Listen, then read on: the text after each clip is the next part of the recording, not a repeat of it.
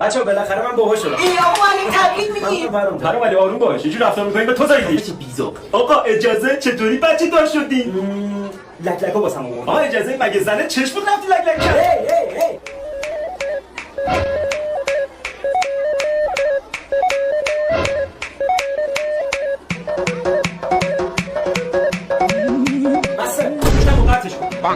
آقا اجازه پسری یا دختره؟ دختر پرام جان فقط مشکلی که داره نمیخوابه.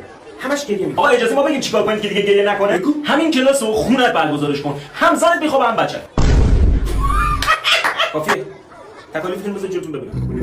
میگم بابا بزرگم مرده. آقا اجازه ما تکالیفو ننوشتیم چون بابا بزرگمون فوت کرده. خدا بیامرزه پدر بزرگتون. باشه. خدا رفتگانتون بیامرزه. زنگ کلاس خورد بچه. فردا میبینم. سلام من مدرسه تمام شد اومدم خونه. داداش چی شده؟ بابا بزرگ فوت کرده. کشیدی